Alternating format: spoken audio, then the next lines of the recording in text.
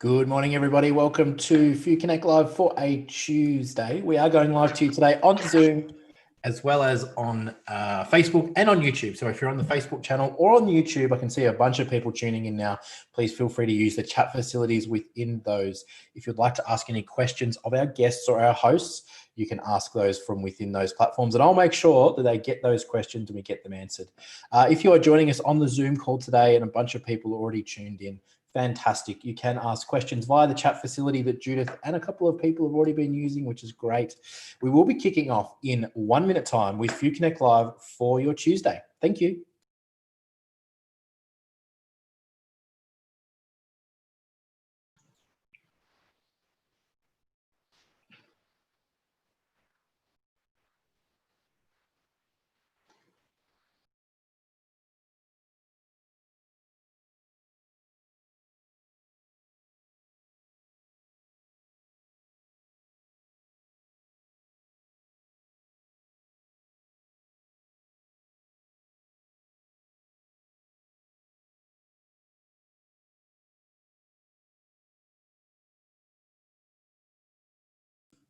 Good morning, everybody. Welcome to Few Connect Live for a Tuesday. It is 2 minutes past 12, which is our official kickoff time. A little bit of housekeeping before we get things underway.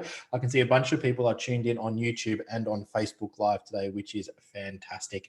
If you are on any of those channels, please use the chat facility within those to ask any questions of our guests or our hosts. I'll actively be monitoring both of those just to make sure there's any questions. We will be sharing some links within both those channels, so please feel free to familiarize yourself with the chat facility. For those joining us on the Zoom call today, thank you. Welcome. There's a chat facility within there. Please feel free to use that. I can see Judith's already been putting some comments in there, which is fantastic. Your microphones are muted by default, but please feel free to turn your cameras on.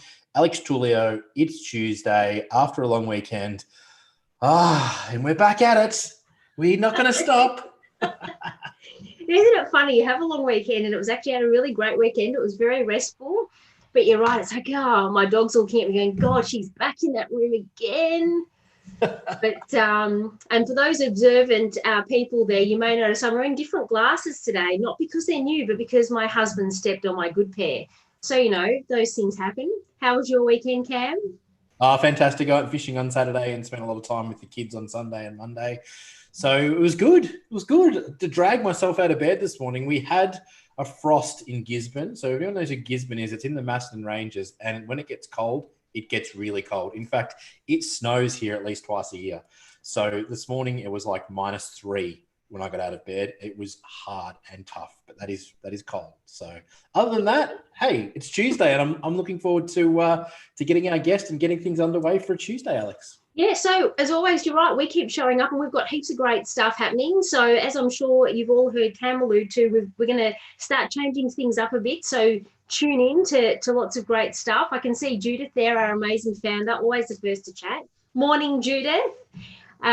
Great to see you all. So for those of you who are members and regulars, welcome. You know the drill by now. For those of you who are new to our amazing community or have just poked your nose in to see what we're doing, we go live Tuesdays, Wednesdays and Thursdays, and we're here every day at 12 o'clock. And we ask you to share this link because we think this is such an amazing connection point community. A lot of our regulars say that this is a really great habit that's formed in their day, and people are making awesome connections. So that's one shout out that we always give to you all, is you're all looking to increase your networks and build great relationships. This is the perfect icebreaker. So there's your action for today. Link in with someone if you that you haven't already, and make a new connection. And also please do share this link because this is free for 12 months for all employees of our amazing corporate partners. And as I always say, if you know someone who isn't an employee of one of these amazing corporate partners, share it anyway, because we think this community is pretty amazing and we love to see it growing and connecting. Now, Cam, what have we got coming up? We've got heaps of stuff coming up. So I'll introduce our awesome speaker today, Ross, in just a moment. But as a quick reminder for our members, we do have a special masterclass today with our founder, Judith Beck. Judith, is it too late for people to still jump in if they haven't already? No, they can still jump in. That's the beauty of digital. We're not limited to a space, so you can all pop in if you like. It's definitely virtually going to be about how to attract the best people and some of the things that I've learned over the years of what you should do and what you shouldn't do when you're hiring.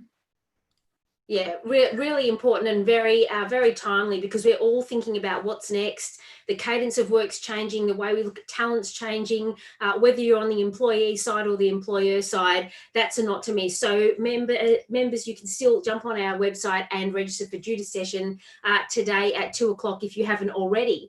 Now, coming up for this week, so we've got Ross today, who I'll introduce in a moment. Tomorrow we have got two fabulous women, Das and Caroline. Now, Das and Caroline both work at Super SA. Das is the CEO and Caroline's a director for member engagement. And apart from the fact that they're incredibly dynamic women, they're also a lot of fun and a lot of laughs. But they're going to be talking to me about how to make complex decisions, how to still lead with empathy and heart, even though in times of crisis as a leader, you probably need to be a bit more directive.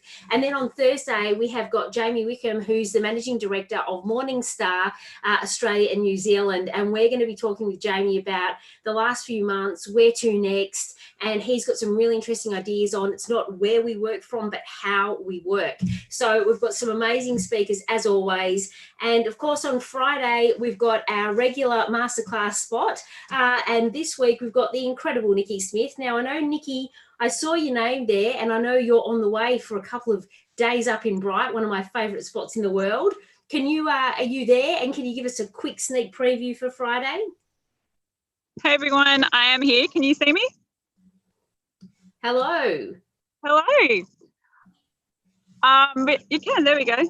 Yeah, I'm on the road. I feel like an on-road reporter right now. And I'm so excited Ross is presenting today. Ross is my PT and more. You guys are in for a treat today. So this Friday, look, corporate people come to me, men and women, when they're at career crossroads and they're wondering what else they should be doing in this one amazing, precious life in terms of their work life. So really on Friday, we'll be uncovering some ideas, some you will have thought of, some you won't have thought of, and really navigating the confusion on what to do next. So typically, if people in the financial services, you're highly analytical, yes? So you tend to think 8 steps ahead and then wonder how can you bridge the now to the 8 steps ahead.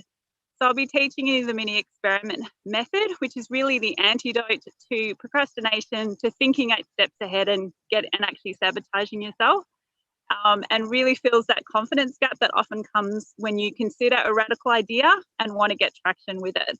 I'll also be teaching you like the 3 top things people actually do to trip themselves up and what to do instead. I'm really looking forward to it. Fantastic, Nikki.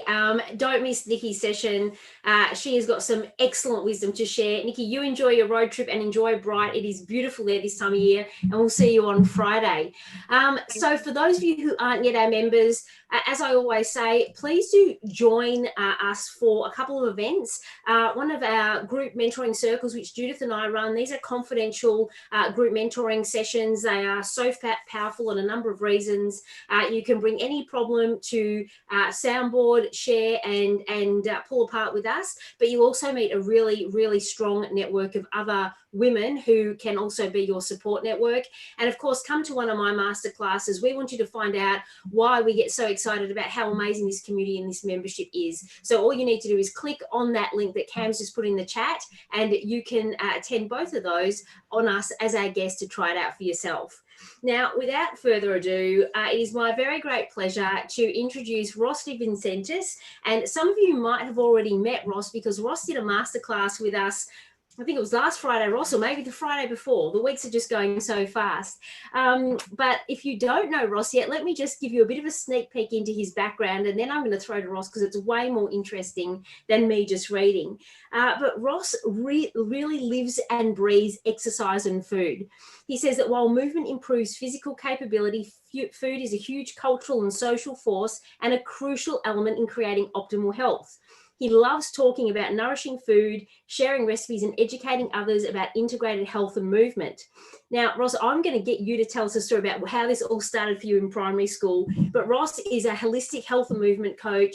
He's an ex-Australian military soldier, and now he works with clients all over the place in actually integrating optimal health and fitness and how it links to high performance. So, Ross, let's take that slide down. Welcome, mate. Good to have you here.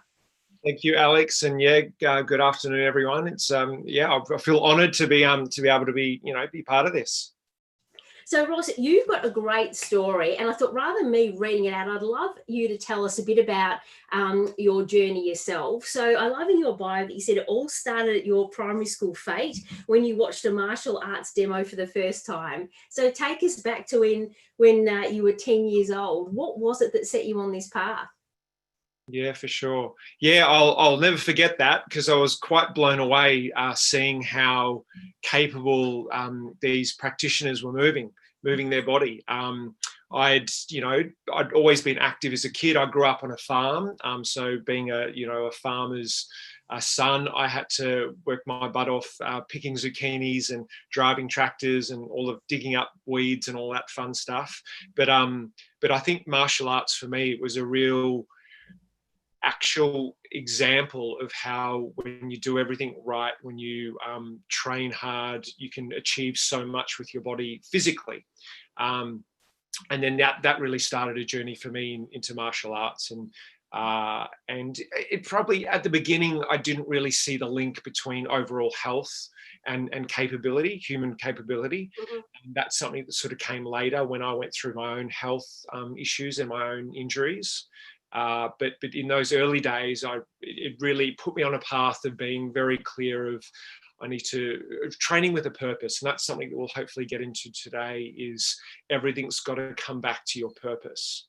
And if you don't have an understanding of what that purpose is, then the daily grind of habits, of quality habits can just sort of fall away, because we just, why am I doing this? Why am I getting out of bed really early and having a cold shower? Just because Ross, my trainer, told me to is not enough of a reason. Not enough. Sorry, mate. And you're right. I really want to come back to purpose, because I think that's a really, really important part of this conversation. So let's fast forward then from, you're 10 years old, you first connected with martial arts. So, and Tamara's already said, not the cold showers in capital letters. I'm sure he's going to talk to us all about this in a moment, Tamara. But so Ross, tell us a bit about, because I know along your journey, so you went from that young kid picking the zucchinis. How did you end up in the military? And what was that like? Well, it's a really simple answer. I had 3 sisters. So I had to join the army. I had to get away from them. I do say that. And I think, to jokes aside, I think that was part of the reason. I've got an amazingly loving family. Like my 3 sisters, I'm really close with all of them, and we had a great upbringing. But as a teenager, I was quite patriotic, so patriotism was part of it. But I craved adventure, and I felt like I wasn't getting that in the home environment. And I think with my exposure to martial arts, and I was doing a lot of running as a kid, I enjoyed testing myself.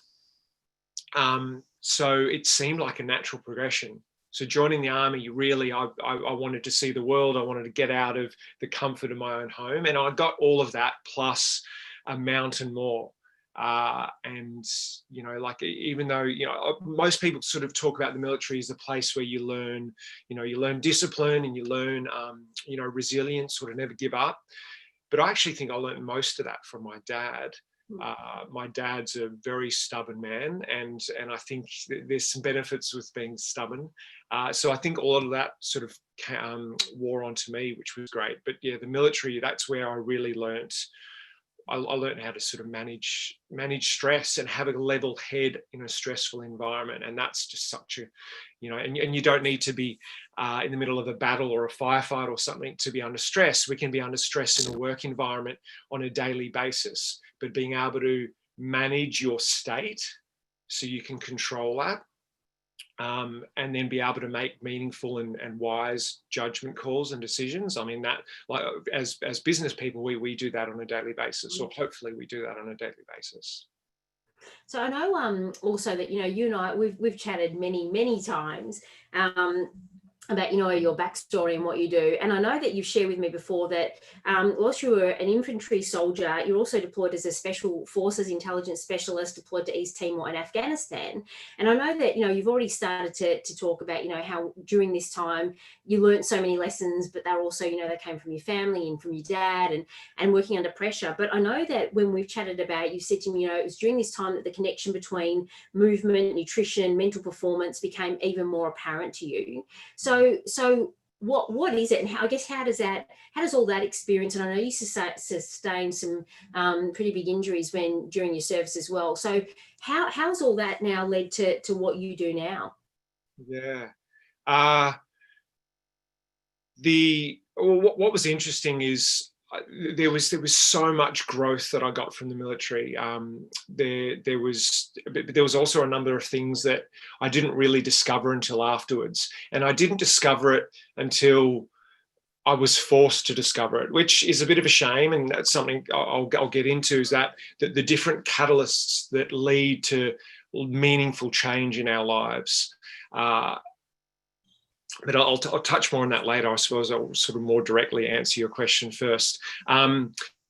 As a soldier, the culture is all about excelling. It's all about being the best. You don't want to be, not only do you not want to be the last person that finishes a run, but you want to be the person at the very front. So when you've got a whole unit of people that have that mindset, I mean, we would spend weekends training. We would not just go to the gym, but, if you weren't good at climbing ropes, you would go spend the weekends climbing up and down ropes just to get better at it. You would spend your time reading about the more technical side of the job as well. As a Special Forces intelligence operator, we did a lot of training, lateral thinking, and how to wear, or I suppose how to wear different hats, and how to be able to use our mind in a way that was effective, and that was fascinating. And that really, but all of this massive pursuit for optimal performance and capability, nothing ever really tied back to health and how health was the building block for that. That was one thing that the military has become so much better at now. Like going back 15 years, it wasn't touched on at all. Whereas now, Special Forces operators get taught mindfulness, and not just a little bit on the side, but they actually spend a good chunk of time in Special Forces operator training teaching them mindfulness and teaching them different breath control techniques. So when they're under the pump, they can just drop into, this is how I drop my state to a manageable level. And the way I describe that is the analogy of how much you're revving the engine of your car. If you're driving a manual, you'll get this. If you're not changing gears very effectively, you'll over rev it as you change next gear. And what that's doing over time is it's inefficiently working the engine, and you're going to start to get quicker wear and tear. If we apply that to the human body, if we're over revving our engine for the most of the day, we don't need to be stressed out and running around, but we are. Mm-hmm. We're burning energy. We're burning necessary energy that could be being put into another place. But not only that, when we're over revving, that means our stress levels are going to be too high as well. And the downside to that is that can lead to it means that our creative side of our brain can't work as effectively. So we actually, over time, start making less and less optimal decisions and good judgment calls. So that ability to bring your state down to the minimal effective consciousness that you need to get a job done, which doesn't mean sort of being lazy and sort of being half falling asleep the whole time, but it's just being on as much as you need to be, but no more, because that's just a waste. This is so resonating with me, and I mean, a lot of people here know that I often share, like, I completely burnt out this whole, and we've talked in different ways. Of course, this amazing community here, they're business people, and most with really high level senior jobs with a lot of stress, right? And as someone who certainly fell prey to, when you're talking about this concept of over revving, it completely resonates with me, because you're right, we're constantly pushing. We've got to do more. We've got to work harder. It's longer hours. It's not enough. We feel, this whole intensity. And where does it get us? Well, actually not very far, because we either completely flame out, or, and I want to come now to, a few things that you've already mentioned about, this concept of purpose and the catalysts in people's lives.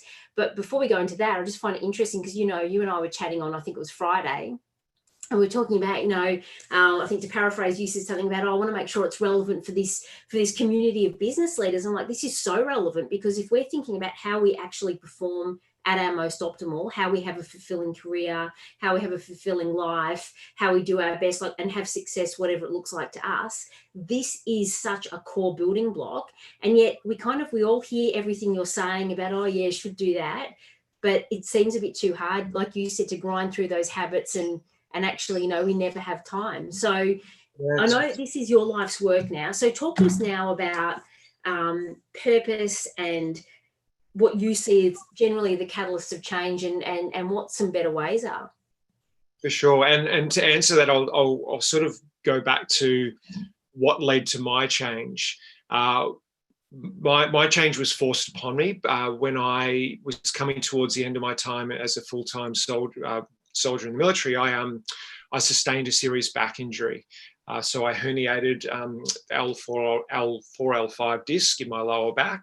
And it pretty much, knocked me out, in that I couldn't sit down.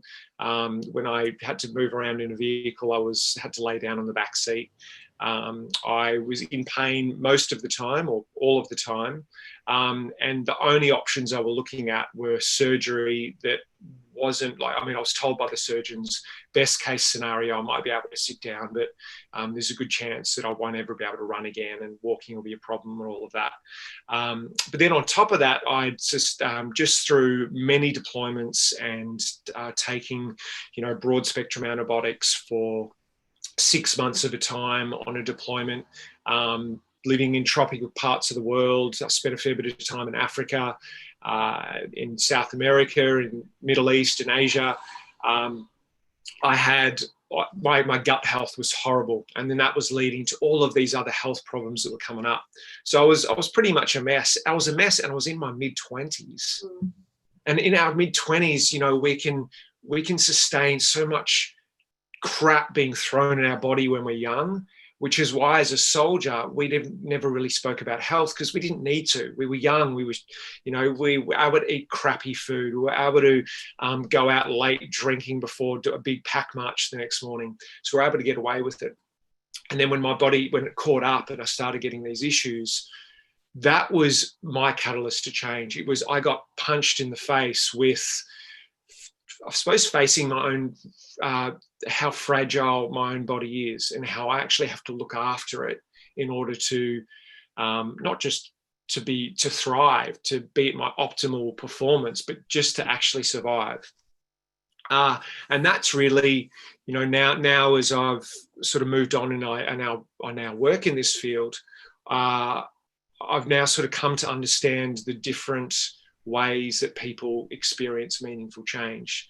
And it can be put into two broad categories in terms of transformational change. The first one is death. It's being faced with your own mortality, faced with your own fragility. I suppose, that, okay, I've sustained this serious injury, my health has gone down. Wow, okay, I've got to take this serious, because if I don't look after this body, I don't get another one. If I don't look after this mind, I can't replace it. It's not like my car. This is the only one I get. It could be the death of a loved one, someone close to you, someone gets diagnosed with cancer that you love. You're like, oh, wow, okay, this is serious. This is serious, and it's hitting home. And that can be a really common way that people make meaningful change that lasts. And then the other one is birth. The birth of a child. It could be, you become an auntie or an uncle.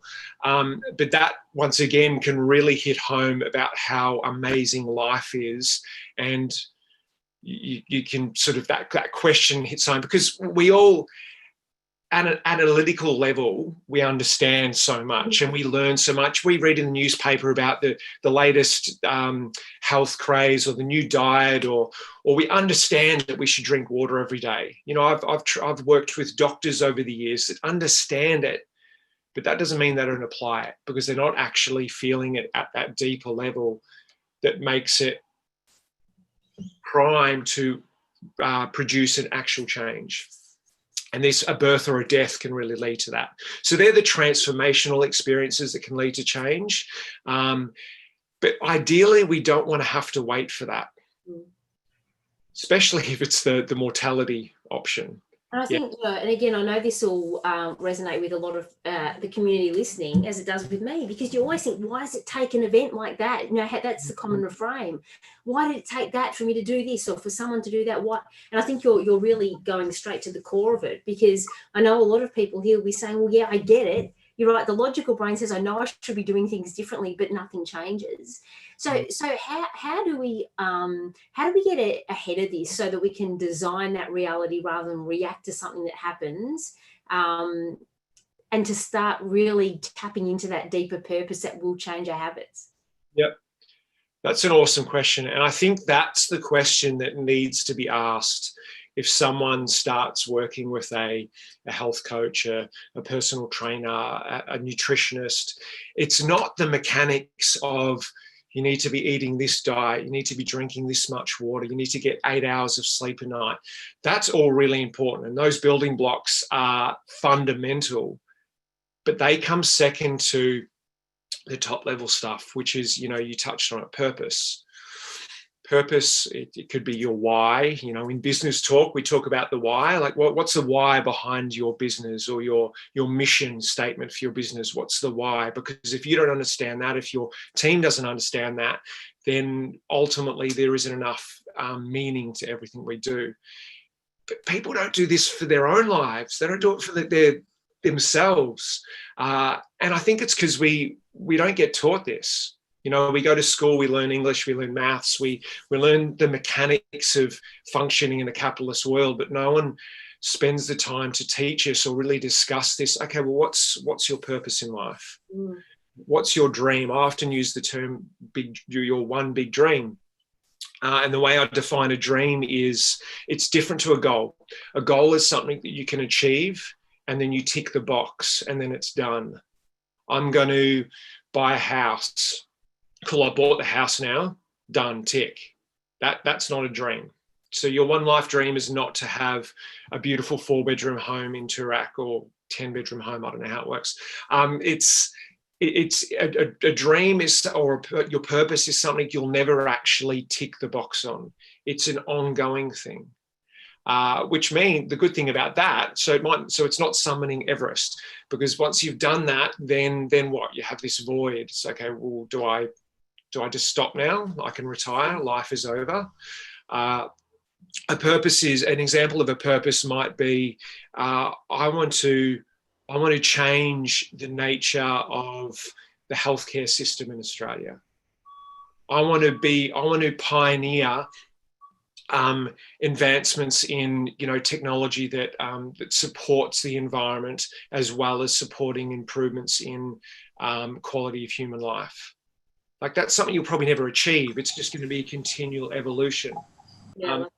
If that really resonates with you, if that strikes your spirit, your core, whatever it is underneath, then that can be your light, your direction, that you have all these daily, weekly, monthly, yearly, 10-yearly goals that fill your time, but ultimately it all comes back to that one big dream.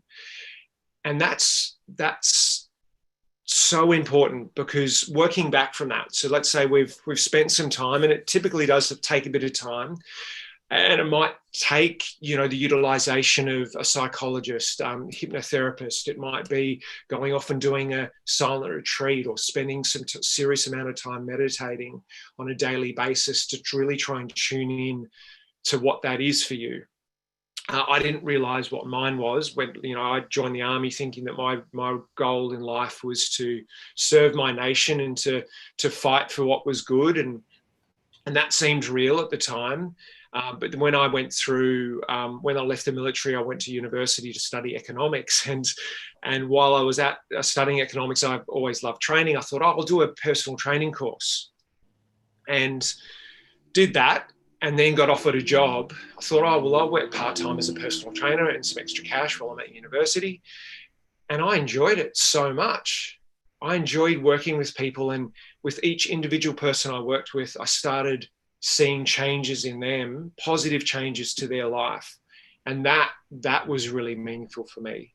And that's what then evolved into me then understanding what my purpose was, which is very much around the industry of health and fitness. And then I moved into sort of health coaching.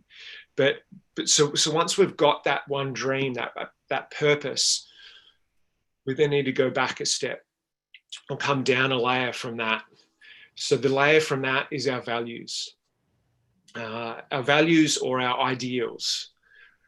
Now, that's sort of the guiding principles that dictate your life and that ultimately lead to your happiness. And what sort of fills your time. So an example of a value might be family. It might be, it could be your parents. It could be, having kids of your own, and it could be putting a good amount of time into just developing the most loving, amazing family unit you possibly can. So that might be one of your values. Another value might be career progression. It might be, I want to excel in my industry, and I want to be a leading professional that people look up to, and people will look up to for decades to come. That might be another value. Another value might just be making money. Like for some people it is. It's like I really connect with the growth of, and the challenge of that. What's interesting when I go through values exercises with people though, is it's so fascinating seeing what gets determined as their values, or we go through a process of, basically anyone can do it. You just sort of look at a deck of cards, and each card's got an example of a value on it, and there might be, say, like 200 cards, right? And people then start doing a pile of yes and no cards until they get down to a top 10, a top 5, a top 3 that really connects with them. And then once we've got that, and we might have a hierarchy, it might be number 1 is family, and then the next layer, or whatever it is. And then we look at their daily habits, what's filling their time. So we might actually go through their calendar to do this. And we realize that, oh, wow, like 9 times out of 10, there's a huge disconnect between what their values are and where they spend their time. Family is number 1 for me, but I rarely see them because I travel a lot for work. And wow, okay, you are never going to be happy. As long as there's that disconnect, you are never going to be happy. So that's a really valuable exercise to do, to connect where's my time and what are my values. So we've got our dream. We've spent some time looking at what our value system is. Now we do need to look at what are our short, medium, long-term goals. And I'm not really talking about business in this situation. I'm still talking about ourselves. And that can definitely tie into business. If we own a business, if we're employee, our professional lives, it doesn't matter. There's obviously an interconnection because we're just the one person, right? And so we're building our goals, but then it comes back down to our daily habits. So I don't know if people, actually, no, I might talk about that later, about the way we track our daily habits. But if I go back to that example earlier of transformational change, and that either death or birth leads to this big change, I view our way out of that, to not having to wait for one of those moments, is through embracing the daily habits required to meet our short, medium, long-term goals that are in line with our values, that are in line with our bigger purpose or our one dream in life. And that really, and we're talking about health, right? And we were talking about transformational change that ideally leads to a healthier unit, a healthier body. There's a bit of education required around this as well. If we're I was ignorant. As a 20-year-old, I was ignorant, and I did not realize that through eating better food and getting better sleep and not drinking a nuts amount of alcohol every night, as soldiers do, that I would have a stronger body, the connective tissue, the discs between my vertebrae and my spine, all of that would be functioning better so that I'm less likely to be injured. I didn't have that education. So there is definitely an element of education here to link our health with our purpose. See, my purpose is very much linked with health, but that's not always going to be the case. Your purpose might be something specific to maybe the industry that you work in, and it might, on face value, you might not see the link between that and your own health. So that's where we do need to have that level of education to understand that if you want to excel in whatever your field is, if you want to be the best version of you so you can live your life's purpose, so that when you die, you don't have any ounce of regret at all, you can't be fragile and weak and tired and lethargic and always having a brain fog because you're gluten intolerant, or you just don't digest gluten well, and you're eating that 3 times a day, and you're having baguettes and croissants, and like, you can't be the best version of you. So we've got to understand that connection. And if we can understand that connection, then once you go through that that process of knowing what your dream is, your one purpose, your why, understanding your values, making sure your daily habits match that, and then overlaying that whole health picture with that, then things like yo-yo dieting and picking up the Sunday paper every week and looking for that magic diet that's going to be your solution to your problem of the reason why you've been overweight your whole life, or the reason why you've got poor gut health, like that becomes less of an issue now. Yeah, because you're connecting it back, and I think we're all enthralled, Ross, because I think this is so resonating for so many. And it's interesting because, like, I think you and I were chatting last week, but for those of you who are on nearly every day, Cam and I did a poll and we asked, what's one of the things that you're having the biggest challenge with? And the majority of people, the biggest response was, I need help around energy and mindset. So Ross, certainly for what you're saying, and look, we're in kind of these weird times. We know that we're all working at home. People are working longer than they did when they were in an office. But one of the recurring themes, which you're touching on over and over again, is, people saying, I'm exhausted, I'm tired. And it's, it's not just that physical energy, but it's the mental energy, and it's everything that you're talking about. And you're right, we can't be, whether, our purpose is to run a business or whatever. I think like that's such a deep reflection point. And I think also, a lot of us have actually gone through that and going through that in the current scenario, because it is this real reflection point. But so how do we take everything that you're saying now and say, okay, where do I even start? Because I'm sure everyone here is listening to you going, yes, this makes complete sense. It's connected to the mind. It's the bigger purpose. I get it. But where do we start? Like, what's a great place to start? The low-hanging fruit. Start at the easiest place. This isn't the cold shower, right? It's not a cold shower, no. And I mean, I think what I've just spoken about with the purpose thing is so important. What I'm not in the industry of is helping people make quick fix changes that get them a bit of a result, but then they fall off the wagon and then they're just back to where they were a month earlier. And that's that's your 6-week fitness challenges, your 8-week diet challenges. That's what they all are. Yeah.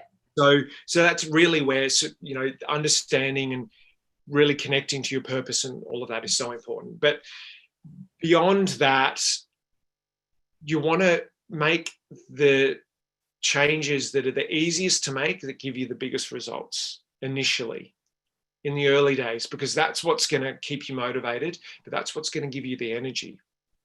Probably the most common complaint that I get from people is that they don't have enough energy. That would be number one. And then we can go into the reasons why, and they can be quite widespread, but it's I don't have enough energy. And then they're typically relying on stimulants to get through their day. Now, the quickest way to start ironing that out, I mean, a common one most people would probably say would be get more sleep. But that's not where I start. Where I start, and I break health into 4 broad pillars: diet, quiet or rest and repair, happy or mindset, and then movement. Now, we've been speaking predominantly about happy or mindset, right? But that's typically not where I will start with someone, because that can take a fair bit of work and a fair bit of energy that we might not have, vitality, motivation that we might not have. So to start there and say, you know what, you just got to be a bit stronger, you know, a bit more resilient. I think I need you to start having a cold shower every day. And the person's just not vital enough to be able to say yes to those things, as much as they might be all great. And if I was living with the person, that probably is where I would start, because I would be forcing them to do it every day until it becomes a habit. But I don't live with all my clients, so that's not what we do. So we start with diet, because diet can give us a huge amount of increased energy. It can help support better sleep. But it's also quite easy to achieve. You know, I'm not talking about a complete rehaul of the diet. I'm just talking about, and including in diet, I include hydration. So it can be, number one, let's just make sure you're getting at least 2 liters of water a day. And depending on your body weight and how much you sweat, that could be up to 3.5, 4 liters of water a day. So there's a bit of a variability there, but we're making sure that you're getting your minimum amount of water. That's number one. We're not going to take the person off stimulants straight away, but what we are going to do is limit stimulants to only the first half of the day. So stimulants being caffeine, but also being sugar. So we're going to cut out sugar and caffeine in the second part of the day. And that includes artificial sweeteners, energy drinks, all of that garbage. And then we're going to start adding in some of the building blocks of fantastic nutrition, which is going to be an abundance of organic, fresh vegetables. That's going to be the building block.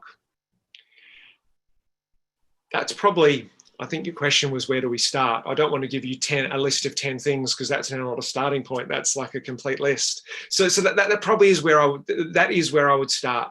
Hydration, number one. Starting to limit stimulants, and then starting to work on the building blocks of fantastic nutrition. There's so much more to nutrition, and we're all unique. How many people are on the call right now? Let's say there's 20, 30 people on the call right now. There's 20 or 30 different ideal diets here then as well. So I can't give you the ideal diet because it doesn't exist. That's why you've got some people claiming that high-fat keto diets are the way forward, and then other people are getting great results putting people on a much higher carbohydrate diet. There's no simple answer with diet, but with no matter who you are, if you're drinking enough water, if you're reducing your stimulants initially, maybe just to the first half of the day, and if you're getting an abundance of vegetables, that's tick, tick, tick. Awesome. No matter who you are, it's awesome.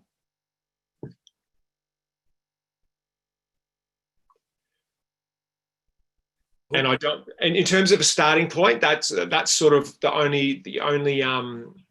That's a great place to start. Thanks, yeah. Ross. I'm not sure if it's my internet connection or maybe. Have I been cutting out? Have I? Also, no, you've been coming through okay. Same with you, Alex. Keep going. I don't know if is it me or Ross, but anyway, I think it's me. So Ross, that's awesome. Thank you so much. So, so everyone, and you've got, I don't know, over 50 people here and on YouTube and Facebook as well. So thank you, Ross. There's so much. We didn't even talk about your rock climbing adventures on the weekend, movement. There's so much more to chat about, but it goes so fast in here. So for those of you, like I said earlier, Ross did a masterclass for us a couple of weeks ago, and I know there was over 20 people there, and I'm sure I can persuade you to do another one, Ross. So maybe we can talk about that offline. How can people find you if they'd like to really get more into your 4 pillars of health and really start to take control? Yeah, for sure. And just quickly on the, I'd love to do another masterclass. And if I do, I'd be happy to get feedback from your group on maybe a specific topic. We've been really broad today, as I was in the masterclass. So, you know, if you wanted a greater discussion around nutrition, and if we had like an hour on it, then we could actually get into some of the nuances of those topics. How people can connect with me. We do the majority of our work one-on-one with people. And that is because we treat everyone as an individual, and there's so much individual analysis that goes into every client we see. So you can reach out via email. My email is ross@rossfit.net. You can go to my website, rossfit.com.au. They're probably the two best places. You're more than welcome to follow us on Facebook. We've got a free group called Optimizing Human Performance. So we do regular posts and everything from our motivational mindset side of things to the other pillars as well. So yeah, you know, and it would be great to connect. We do a number of sort of group services as well, but a lot of the stuff we're talking about today, you're speaking about sort of going through that process of finding your purpose. That's typically done in a one-on-one setting.